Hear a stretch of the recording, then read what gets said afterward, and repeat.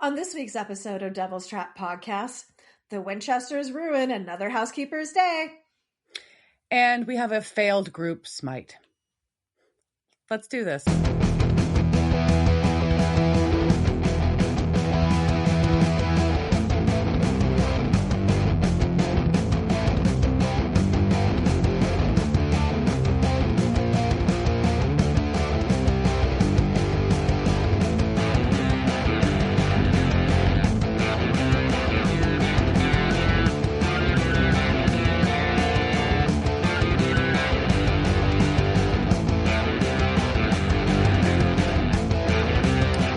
Welcome to this week's episode of Devil's Trap Podcast. I'm Diana. And I'm Liz. And we're going to talk about Season 13, Episode 2, The Rising Sun. Spelled with an O, not with a U. So it's a play on words. Mm-hmm. It is also the name of the second series of the Supernatural comics. Oh. I think that's how they say that. I don't know. I know it was one of the runs of it. Okay. So. All right. Well, what have you been up to, Liz? Publishing books. Which What? No, that's not a big deal at all. I don't think it is. So if you want to buy the first season of Lore and More, it's now available for sale on Amazon and wherever books are sold. And I will say, though, it's probably slightly cheaper on Amazon. I don't like to promote them, but that is the publishing world and how it goes. So especially if I'm trying to do something myself. So it's right now that's the way it is. But so yeah, you can buy an EPUB book, or you can buy the print book and have real paper in your hands, which is sometimes nice. You can smell it. It smells like a book. Yeah, like paper. It smells like paper. Yeah. So that's mainly, I've been So dealing exciting. with. I'm so proud of you. Oh, thank you. So yeah, everybody read it and then write me some reviews, and that would be most helpful because that's how you go up in these world, is by having reviews and likes. So, and I don't know, I'll probably do some free book giveaways and things because I have the other ones coming out. So I'll probably give some away. That's exciting. Yeah. And beyond that, I've been dealing with cats having surgery, so that's always fun. So successful, and it's just adorable when 20-pound cats get put into tiny little cones, and like the cone doesn't really fit around their head, and it's got Velcro on it, and I feel really sad. Like this thing is like, that cone is like Velcroed to like the biggest, like the last little strand, and still it's kind of like you're kind of squeezing him. He's like, and of course he's like bumping his head into things because he's still, he's still really high from the surgery. Poor kitty. That's what happens. Poor kitty. Yeah. Poor kitty. Oh man. Yeah. And what about you? I feel like there's something else, but I don't remember. Oh, the thing I forgot to tell last week is I went and saw Harry Potter and Sorcerer's Stone at Cosm, and that was really fun. But I don't also, know what Cosm is. There's only 2 in the country. It's like it's not a sphere, but it's like a sphere. It's like the old Omnis, but they build the whole movie into it. It's really cool. Okay.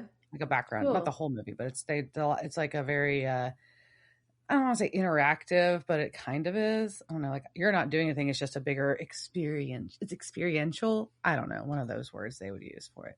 It was neat. And then, and then I saw, what else? Oh, I went and saw a concert outdoors this weekend. It was in the evening. It was still hot, but it was really fun. And, yeah, I think that's it.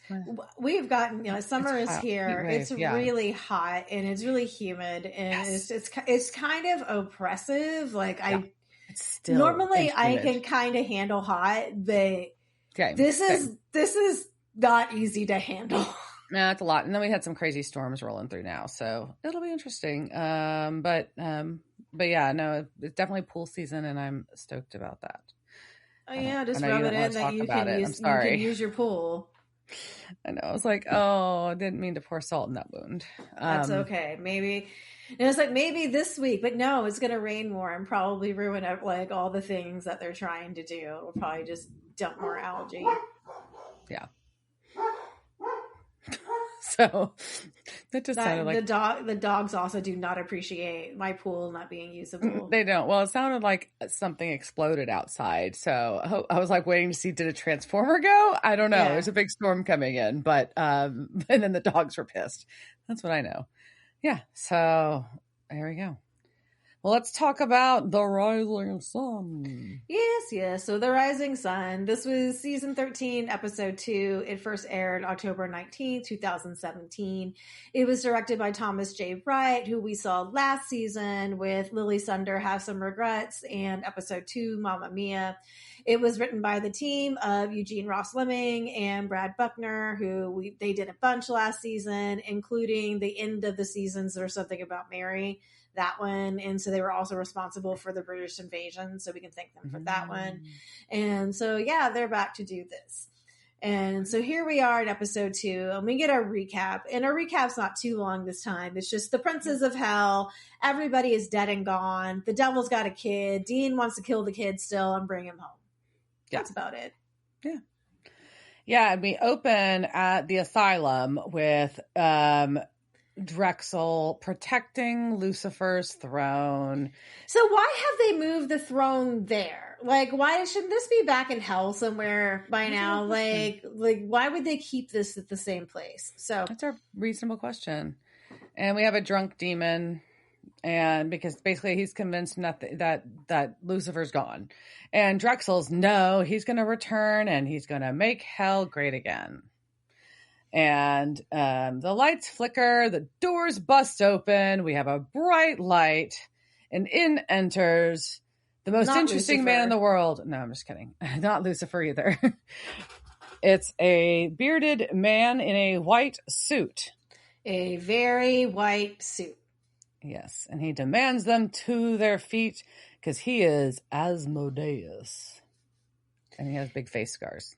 Yeah, and he is the 4th prince of hell, and he is going to rule until Lucifer comes back with his son.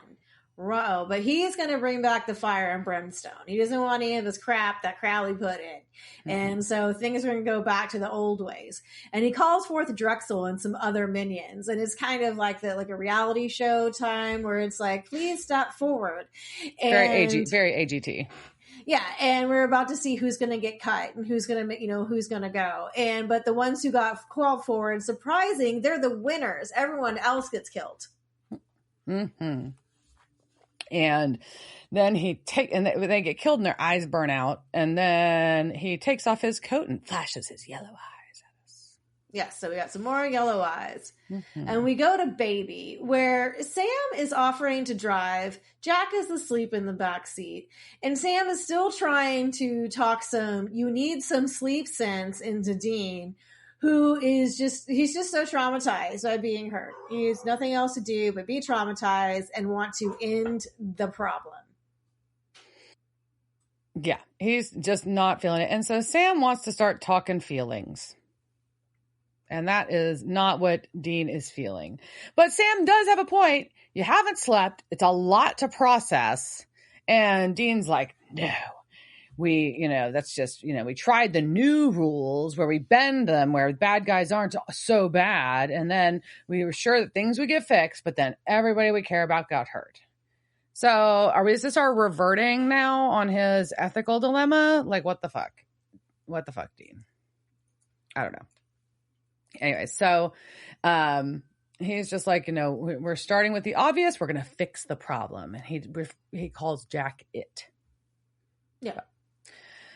And Sam's like, well, the problem was only a problem because, it might be our only shot at saving Mom. And Dean's like, no, Mom's gone. So anyways, so where do we cut to? Apocalypse Land. Yeah, and in Apocalypse Land, Mary and Lucifer are trudging over some dirt. And Mary says there just isn't a point to this because Lucifer is just going to kill her. And Lucifer counters with the fact that he's got a modicum of intelligence and he needs her alive so he can exchange her for his son. So that's his plan. He's going to exchange Mary for Jack, although he doesn't know Jack is Jack yet, you know? Right. And so she thinks that he couldn't care about saving a child. And he's like, you don't know what the fuck I care about. You know, you don't know me at all. And then a meteor thing like flies in and Mary disappears. Yeah. I was like, is it a meteor? Is it a missile? I don't know. So I just like meteor like is the way that. Yeah. It took me a really long time to come up with the word missile. It was very concerning. It was one of those days where you're like, what is the word? Yeah. So we go back to the asylum. And Drexel is making his report to Asmodeus, which is really hard to say. I want to say Asmodeus so bad. Yeah. But basically, there's no trace of Lucifer and no sign of his son. And they are looking for an infant. And that's when Asmodeus yells at them that Jack's not, well, yeah, no, Jack. The son is not an infant. But either way, with Lucifer's gone, he's, going to be the one, when he comes back, he's going to be, if Lucifer doesn't come back, then when the son comes back, he can sit on the throne and Asmodeus will be his advisor.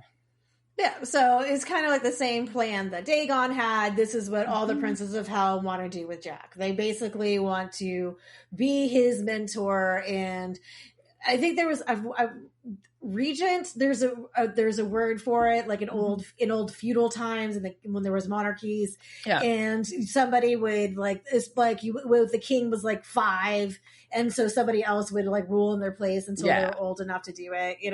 So that's what he wants to do. But he's like, and he's also like watching Drexel take all these notes about it. He's like, okay, well, we're going to, find some, we're still going to keep trying to find Lucifer too, because if we didn't do that, Lucifer would be pissed. And Asmodeus is going to explain that he knows what an angry Lucifer can do. Like, you think you know Lucifer? I know Lucifer. You don't know Lucifer. I know Lucifer for longer. You want me to show you how? Lucifer gave me the shit on my face. That's how much I know Lucifer. I let him fuck me up, and I'm his little bitch, which is pretty much what he explains. Pretty much. Yes. He says that eons ago, he freed the Shadim, who are hell's most savage. And he thought he could train them, but Lucifer forbade it and locked them up, and they marked up his face. And the pain and humiliation forged an eternal bond between them and made him Lucifer's bitch. Yeah. So I'm going to explain where some of this comes from. This is lore.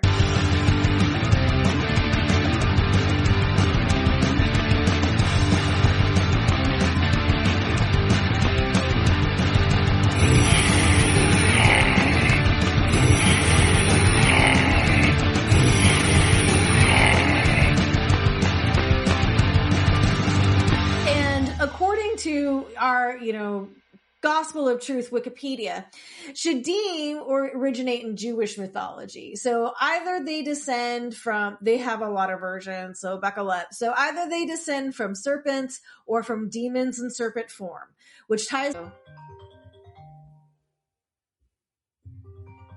And... Let's wait a moment to see if they call again.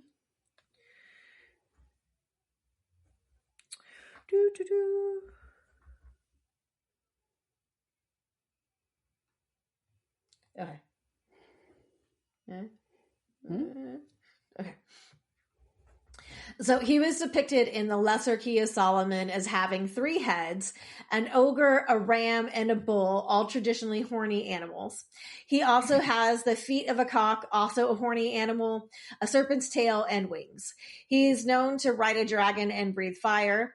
In the Dictionnaire Infernal, he is portrayed as having the breast of a man, a cock leg, a serpent tail, 3 heads, one of a man spitting fire, one of a sheep, one of a bull, and he rides a lion with dragon wings.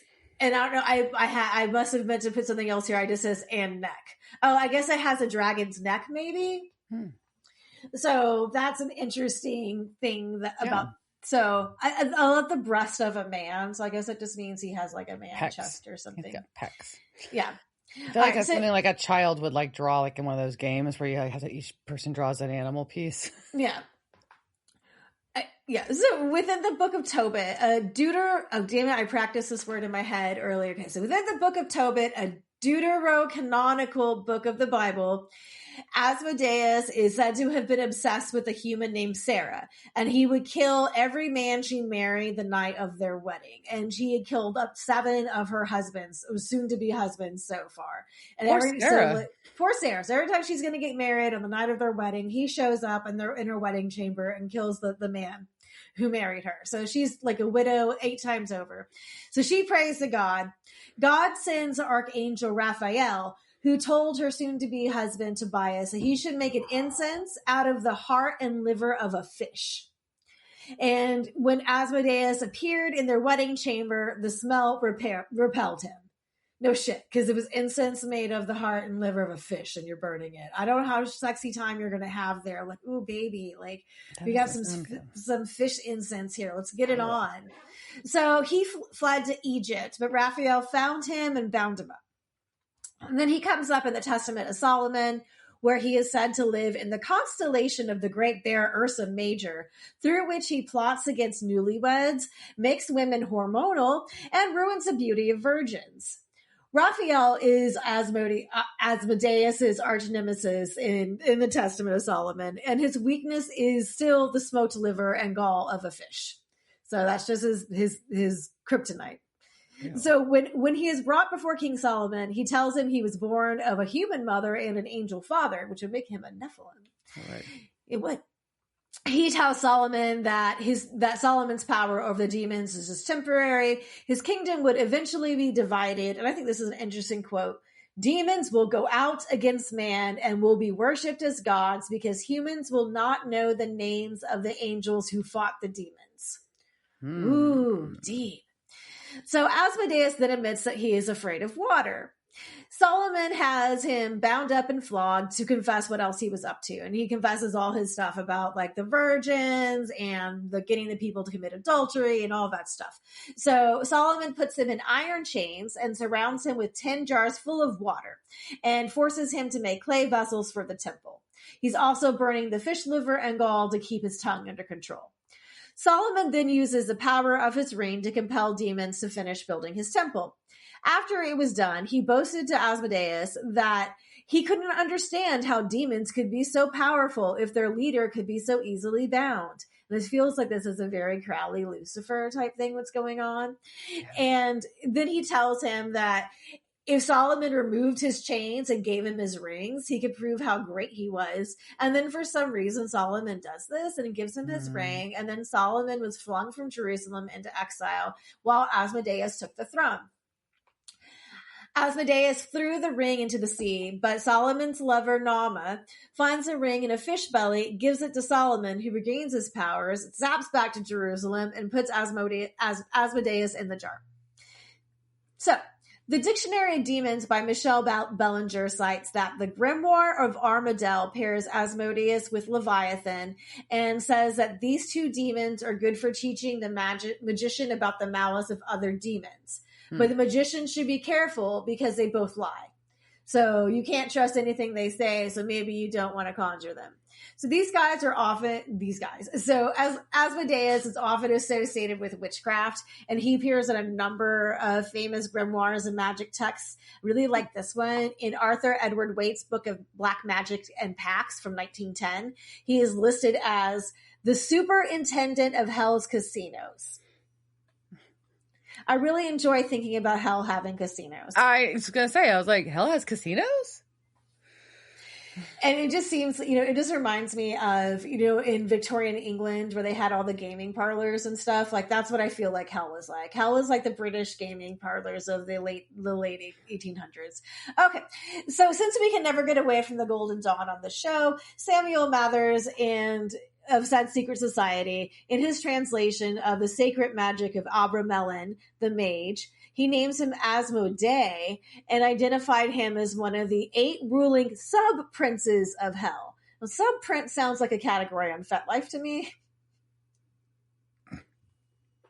I identify as a sub-prince. Yep.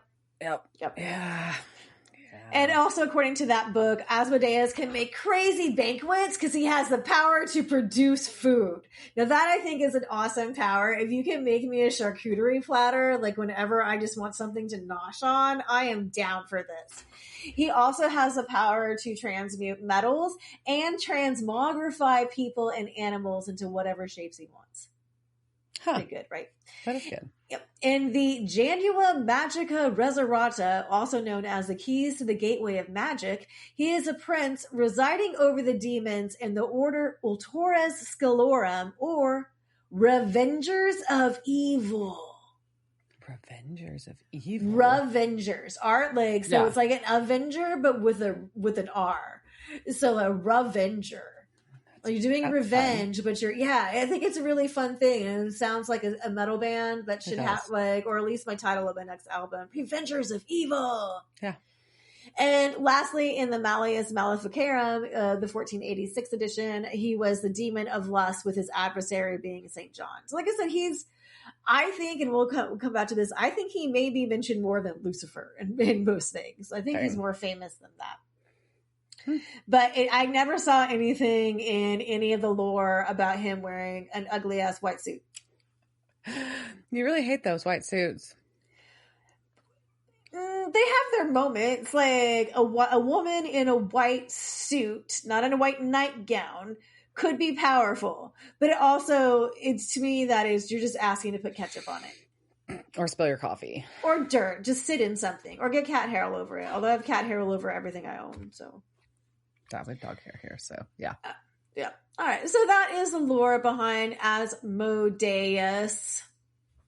The only way I can remember it is I just want to start singing Amadeus. Amadeus. Yep. Asmodeus. Mm-hmm. So we go to the Black Hat Hotel, not the Black Cat, the Black Hat. Yeah. And Dean's annoyed that they're stopping to sleep, but apparently, according to Sam, he was hallucinating sheep in the road. I used to hallucinate cows. In the road? Yeah, when I get really tired and I was driving and I'd be like, oh shit, there's a cow. And then there wouldn't be a cow. I'd just be really tired and need to not be driving. I hallucinated a person walking out on the road once. So that was terrifying. Yeah. It was not good. When you stay up too late and try to, or not sleep at all and just try to drive, it was a bad idea. Yep. We've learned our lessons. Okay, yes. So go on. So much like them, we stopped and got off the road. Correct.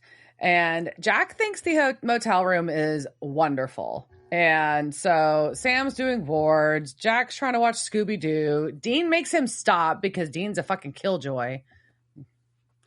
And throws him a Bible. Yep.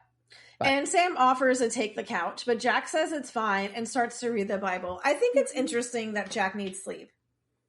That isn't a good observation. Because Cass doesn't need sleep. Yeah, so that is a human.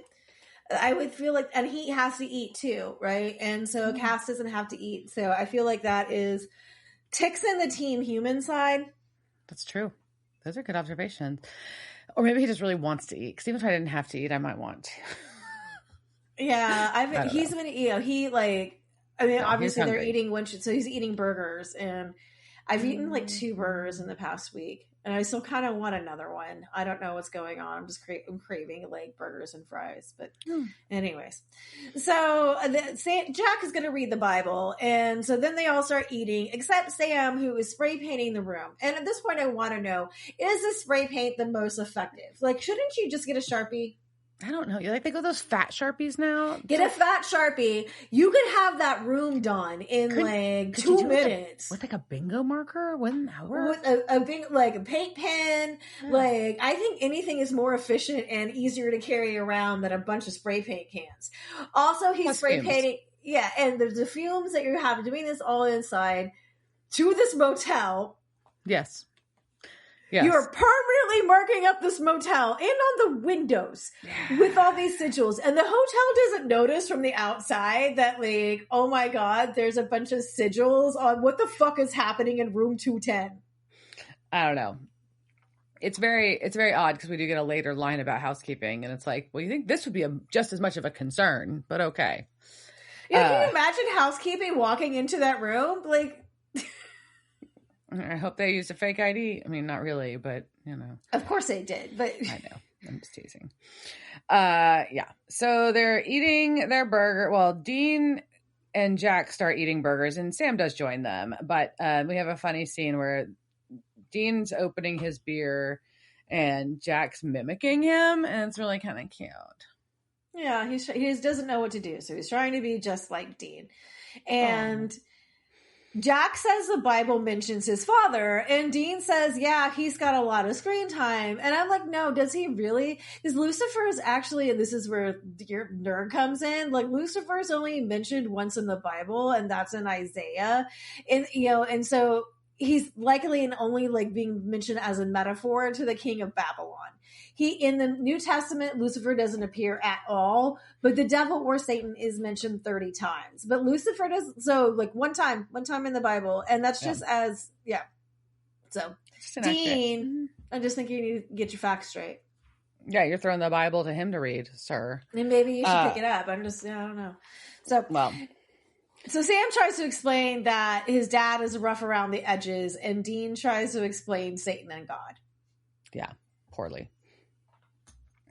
Satan bad, turned on his father, who was God, and God created everything. Woo!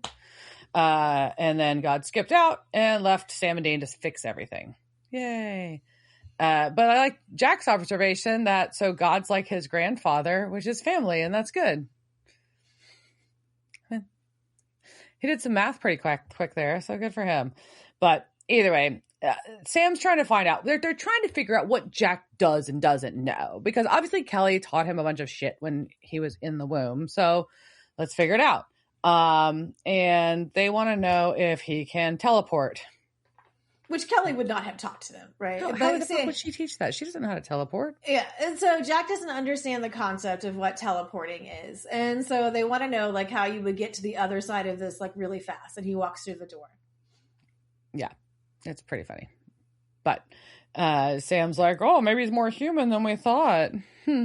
So Dean decides to ask him about his father reaching out to him while he was in Kelly's womb. And Jack has these weird flashbacks about Lucifer, when we saw Lucifer telepathically contacting him and red eyes and all that, but he does not say anything about it. And then we hear somebody in the hall. Who's there? Who's coming? And so they open the door and they pull up this person in, and it's Donatello. Hey, Donatello, the prophet. And he's like, hey, is God with you? And they're like, wait, what? No. Why would he be here?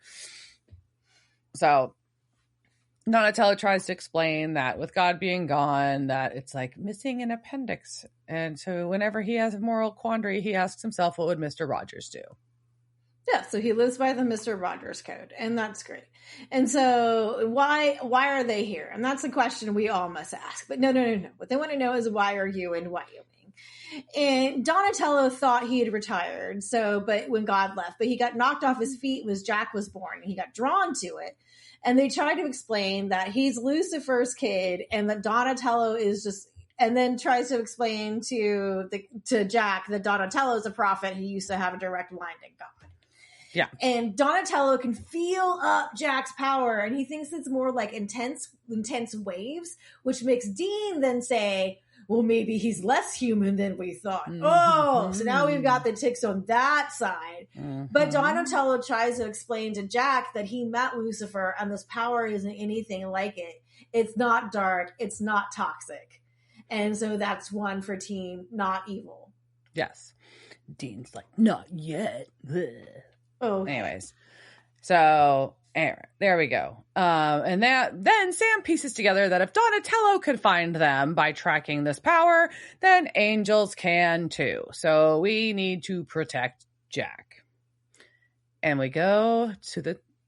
is this a tattoo shop? What do you want to call this? I don't know. I think it's a tattoo shop. It was just like one that you got to from an alley.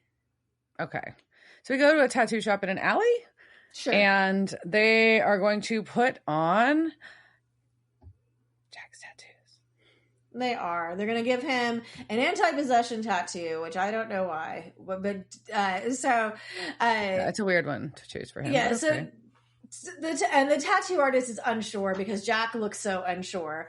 Dean's just get this going. And Sam says they are brothers and it's like a family crest. And he pulls his shirt open to show his, so like both Diana and I are sporting our anti-possession tattoos tonight, which makes us look like we're just pulling our shirts open, like are showing off our titties. But I think is which I mean, it looks kind of nice when Jared Padalecki does it too. So I mean, so she, we're like, but I had to ask my friend who is a tattoo artist because I was like, does Jack seem really shirtless to anyone else like in the scene? And because he's just like, he's so shirtless, and he was like, no, that's normal. If you're getting a chest tattoo, you wouldn't have a shirt on. But it's just, and he was like, maybe it's just a long angle of a shot, and it's just because he looks so young or something. I'm just like, put a shirt on. Like, this is too much. How would you do that? You couldn't do that. It would just get gross. I know you would, but it just felt really kind of naked, I guess. He was really naked just an episode ago. He was. So, all right. So Sam and Dean just have another discussion on, is Jack evil? And Dean thinks Sam is way too attached. And Sam thinks that Jack's powers could be used for good. Mm-hmm. And the tattoo starts. We hear that sweet, sweet sound of the tattoo machine. And the power source blows up. And throws the tattoo artist into the wall. And Dean thinks that's a sign. Yeah, he's mad and asks if Jack did it, and Jack doesn't even know, but he says that hurt. And Dean's going to give Jack a lecture that sometimes things hurt, you have to man up and deal. And so Jack gives a very thoughtful response. I mean, he's not wrong. He's just, pain is part of the human experience, and accepting that is part of maturing. And I talk about that shit in therapy all the time as I try to go to accept my life is suffering, life is pain. It's how you know you're alive, and just go with it. That's how I try to make things that are so shitty seem okay. Well, Sam pulls our tattooist, is what they call it. This person, like we would normally say tattooist, off the floor. And I just call him the tattoo guy. Yeah, I don't know. Well, he finishes 2 giant chest pieces on this young man. With 1 anti-possession tattoo and to match Sam and Dean, and then a big sigil in the middle of his chest. Yeah. And unfortunately, both of those disappear into his skin immediately, which Dean, of course, thinks is a second sign. Second sign! He's evil! But I'm just like, what? His skin just heals. I don't know what you think that proves. Yeah. Outside the tattoo shop, there is a woman with a shopping cart who is watching, and she's a demon. So we go back to the motel, and Sam is just like, look, Jack had a reflex. He didn't mean to blow up the tattoo artist equipment. And Dean's like, oh, so it's like if Castiel just was smiting everyone every time he had his teeth cleaned. And I just don't think that's a fair comparison, Dean. I don't think so, no. But they are just debating the ethics of Jack. And what they don't realize is that, I mean, I guess they do really. Jack is listening, right? And he's just like, what? What the fuck? And Sam argues that Jack might have Lucifer's DNA. So they don't know if that's stronger than Kelly's DNA or if his connection with Cass is stronger. Yeah. And Sam really thinks that they can teach Jack not to be evil.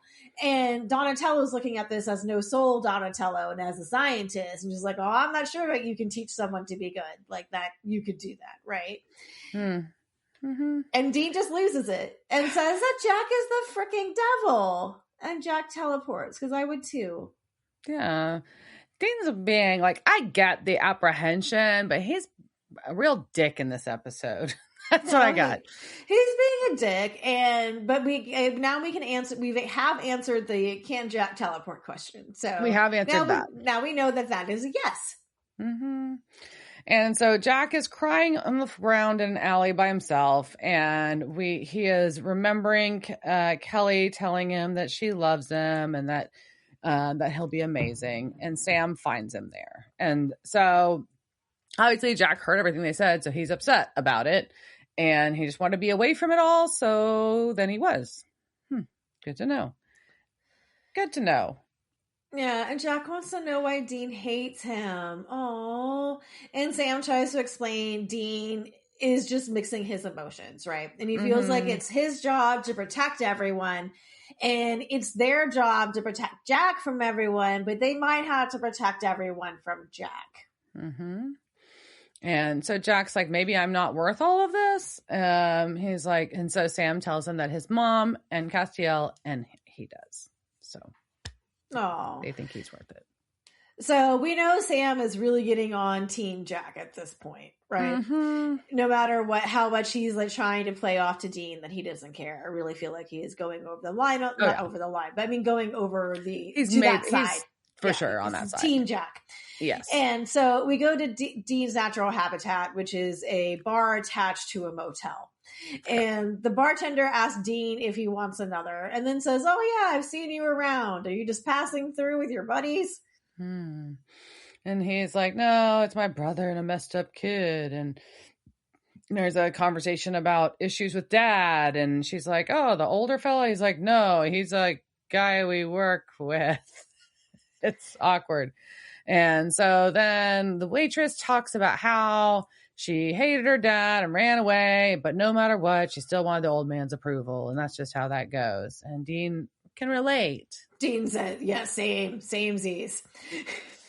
Yeah. But he turns down another drink, which is not Dean-like, and he's going for a walk. So good for you. So he throws some cash on the table, and then we see a dead bartender behind the bar. And that's not a bartender at all. That's Asmodeus. You sneaky little bastard. Sneaky, but also big bad news. So the fact that he can be anybody that he wants to be, that is not a good thing. So we go back to the Hat Motel. And Donatello goes in and is talking to Sam because apparently it's morning-ish, and Jack stayed with Donatello because Dean was so fired up, and he's just talking about how, he's an interesting kid. You know how powerful he's going to be, blah, blah, blah. So Sam's going to cite some lore here that Nephilim are more powerful than the angel who sired them. Yeah, so it's an interesting thing they're throwing in here. And Donatello asks some probing questions about Jack's bond, or lack thereof, with Lucifer. And Sam explains he's more bonded with Kelly and only has a fuzzy idea about Lucifer. And since Kelly was good, maybe Jack can be molded that way. Yeah. And we go to Apocalypse Land. Apocalypse Land! And this is also not, I don't like this scene at all. Mary finds a human. She does. She runs into a dude. And first, it's she identifies herself, and he says that she walks like an angel, like she has a stick up her ass. And I thought he said that she doesn't walk like an angel. Oh, I thought he did. And he throws holy water on her. And then he talks about how he's never seen a female hunter before because apparently there are not many women, period, since the wars started. It's an interesting thing we hadn't heard yet. Anyways, she's like, I don't know what you're talking about. I was attacked by a fireball. And he's like, oh, that was an angel. And he gets real creepy. Yep. He makes some moves on her, and then they fight. But then he dies when the fist goes through his chest. And I am not sad. But it is Lucifer who did it. And Lucifer punched him through the chest and tells Mary that they need each other. And Mary snarks at Lucifer, who snaps her into pain and then snaps her out of pain. Yeah. That's not ideal scenario for Mary. No. And we cut out from Apocalypse Land to our Hat Motel. Yeah. And Dean is ready to roll. He's got coffee and snacks. Yay, road trip. I'm assuming there's snacks in that bag. There had to be some sort of big pastry or something, right? Yeah. And Sam wants to chat first because he wants them on the same page for Jack. And Dean's like, nope, not going to be on the same page. Sorry. And so, Sam really wants to figure this out. But it's just clear that they are not landing on the same page at all about this, no matter what. Because even with Mom's gone, and Castiel's gone, if after all of this, we keep losing people we love. We've been down this path before, but we always find a way to fix it. That's his attitude. Sam's got still keeping his optimism somehow in all of this. And He insists that Jack just wants to do the right thing and that he is just scared of who he is and he's scared of Dean. Donatello comes in and he's like, hey, I want to talk about Jack. And this is real weird because he was just there talking about Jack, right? Yeah, and he was like, I was out getting spicy burritos. Breakfast burritos. Spicy breakfast burritos. But they're in Wyoming, so, I mean, how spicy can they be? It's probably a normal breakfast burrito. Probably, yeah. With some tomato sauce on it. Yeah, so they go to Jack's room. They find he's gone. And they're like, oh, what was it? Well, was it a shifter? But then Donatello's like, I am a human dowsing rod. So we are going to find which way they went. And Dean's like, all right, we're going to go get the gear. And he's attacked by what we're assuming is a demon. And then they fight. And then they show the windows again. And I get mad about the windows being spray painted with all the sigils. And just the general damage they're doing to this hotel. Yes. And Sam luckily saves the day. And he stabs the demon. Yeah. Yeah. And they're like, well, shit, I guess the word's out. First angels, now demons. Everybody's going to be after Jack. And so they run to go find Donatello, who's getting his ass kicked in the hallway. And Dean does a pretty impressive angel blade throw straight into this fucking demon's throat. Yeah, it didn't it went in the right side, it didn't hit him and just bounce off, which would also have been really funny. But no, he made it work and he died. And this is where they make a comment about housekeeping, I think. And I'm like, that's when you're worried about housekeeping? You dicks. In the hall? Yeah. So then we go to this field, right? And it's kind of weird. It's kind of like a bunch of busted trees.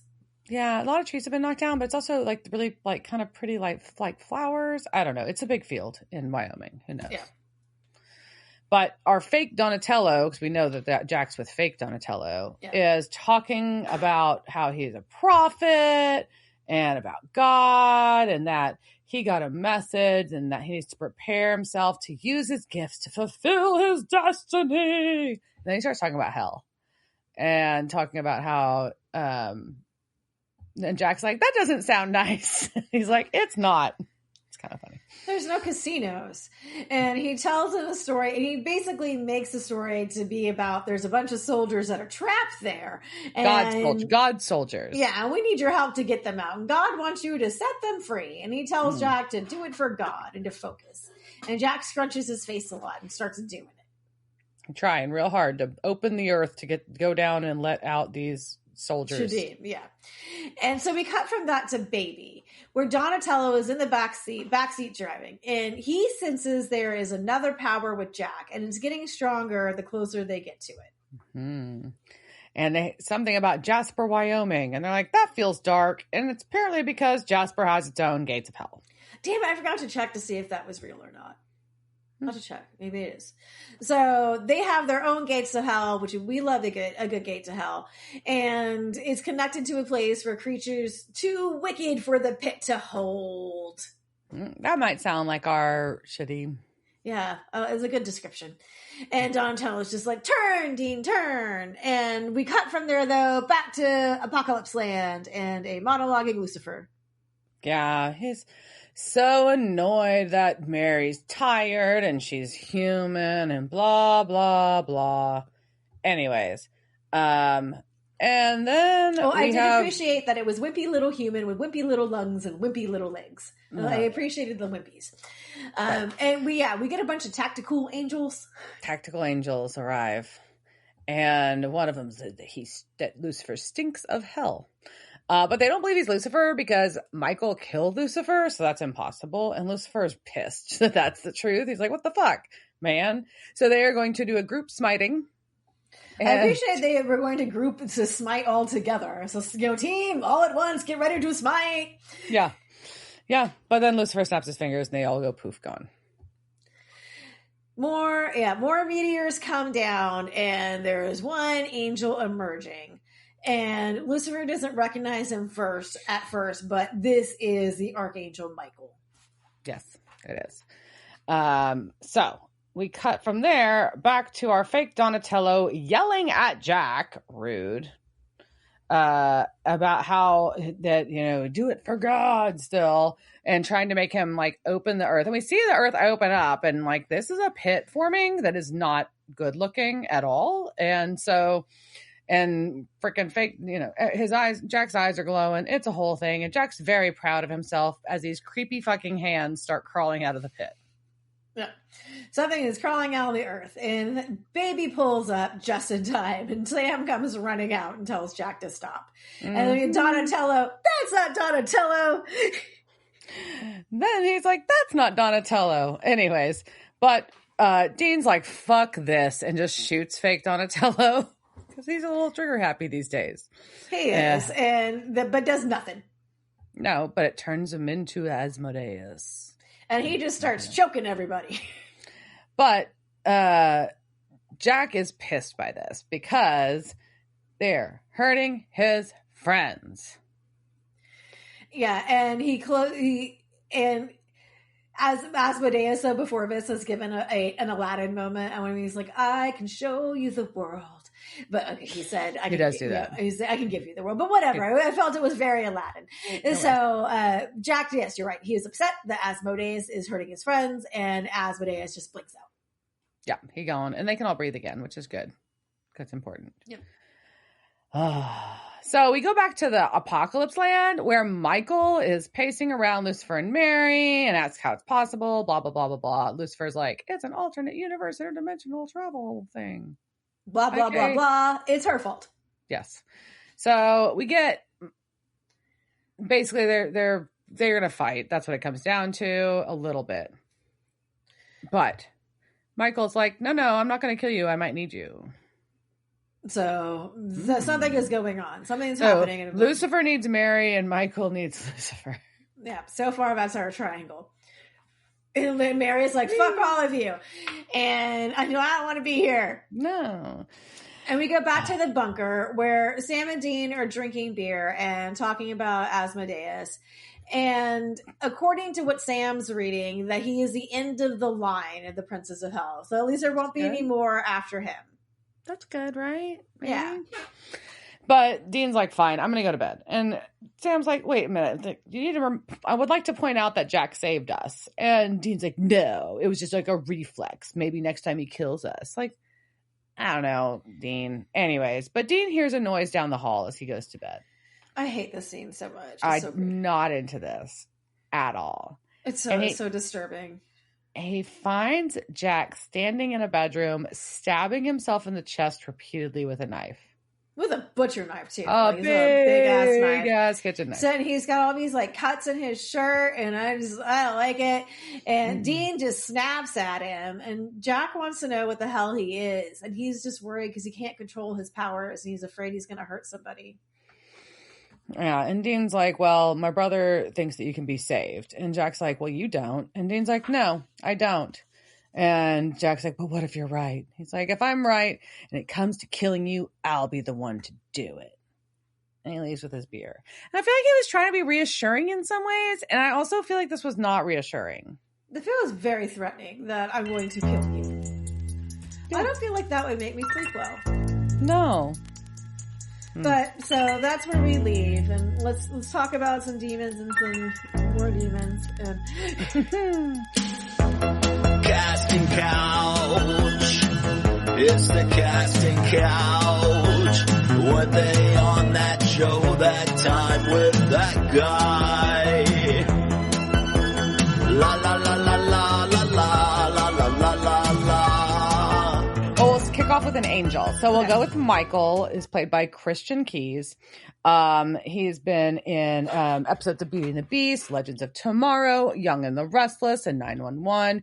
He was Sonny in Medea Goes to Jail, Niles in the series The Family Business, funny enough, and Nathan in The Boys as a regular character. Our Asmodeus, I cannot say it that way, I'm so annoying, is played by Jeffrey Vincent Parise. He's been in episodes of CSI, Walker, Texas Ranger, NYPD Blue, Veronica Mars, Days of Our Lives, CSI New York, iZombie, Mad Men, Young and the Restless, Magicians, The Rookie, and more. He's Leroy in LA Noire, the film, and is a reoccurring character as both Carlos and Joe in General Hospital, like almost 100 times. Our Creeper Hunter in the Apocalypse Land is played by Eric Brecker, and he's been in a lot of stuff. True Calling, 4400, Battlestar Galactica, Smallville, Arrow, X-Files, Magicians, Batwoman, Last of Us, Tracker, Virgin River. He's a deputy in the movie Walking Tall. He's sheriff in the movie The Fog. He's Major Reynolds in Stargate SG-1, like all of them, and a commander in X-Men Origins Wolverine. Our angel commander of our little militia of angels is played by Ryan Williams. He's been in episodes of Nikita, Beauty and the Beast, and Supergirl. Our drunk demon, because why not, was played by Adil Zaidi. He's been in episodes of Lucifer, The Flash, iZombie, Charmed, and Yellow Jackets. He's an IT tech in 50 Shades Freed, and a recurring character as a nurse in The Good Doctor. He's also done a lot of Hallmark. And our tattooist is played by Mark Sweatman. He's actually done some stunt work, but you've seen him in episodes of Smallville, Fringe, iZombie with Van Helsing, The Imperfects, and Tracker. He's also a reoccurring character named Norval in The Flash. Cool. So, a lot of overlap on those. It's kind of fun when I see that. Like, it is. People have been in the same things. Yeah. Well, they're doing a good job at making me intrigued at Jack and making me very annoyed with Dean. Yeah. The Dean is very frustrating. And it's a lot. I mean, I think because all of us can see that you need to not be on this I'm anti-Jack train. And it is he's so pig-headed about it. Yeah. Yeah, it's just unnecessary. And like, I'm not saying to just trust blindly. Like, come on now. You're allowed to be like, protect, like a little bit of like standoffish about it. But it's like, nope, we're fucking killing him. Like, that attitude's like exhausting. It's a little much, right? And not even to like think about like how he could possibly help with Mary, just automatically say that that's out of the question. She's just gone. We're not even gonna try. Yeah. And it's just like you're just pouting. And I feel like he's, Dean, the inner, 6-year-old again. Yeah, it's a lot. I think that's just a frustrating part of this. Like that he's the man baby, not the actual celestial man baby. Right. Who knew? I told you there was going to be a man baby this season. You just didn't know it was going to be Dean. No, I did not. I just assumed it was Jack from the start.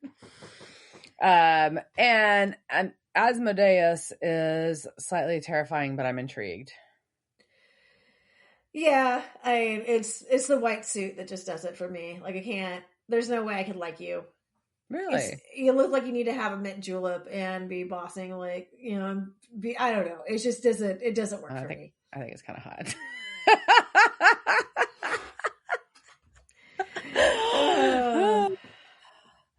Well, I don't know. I mean, hey, it's interesting.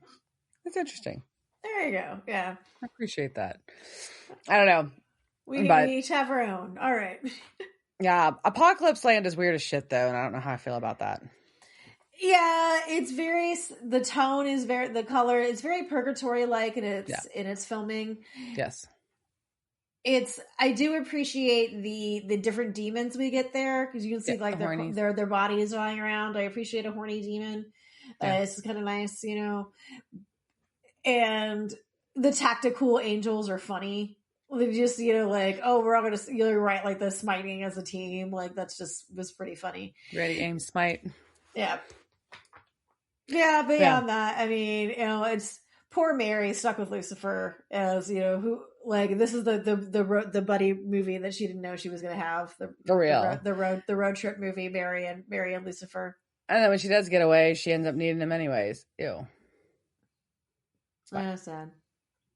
Yeah. Cool. Where did they just leave Donatello? That's the other thing. Does he just, like, what happened? He's just not there. Yeah, I guess they dropped him off somewhere, because Donatello just showed up. He just showed up, so and then he he just show up. I wonder if there was a deleted scene of them saying goodbye that I'd missed out, but I don't know. Maybe he's already crashed out at the bunker. Who knows? Maybe he's there too. Who knows? He could be there too. All right. Well, where in the world is Donatello? We'll find out next time on Devil's Trap Podcast. Oh, really? Cheers, Jer. Cheers, bitch. Devil's Trap Podcast is a Don't Get It production. Meow. Devil's Trap Podcast is part of the Ship It Studios Podcast Network. Thanks for listening to this week's episode of Devil's Trap Podcast. You can follow us on Instagram at Devil's Trap Podcast, Twitter at Devil's Trap Pod, or you can email us at devilstrap@devilstrappodcast.com. Don't forget to subscribe, leave reviews, and share with all your friends. We're at all your favorite podcast outlets and at devilstrappodcast.com. I'm Babe. Thanks for tuning in, and we'll see you next time.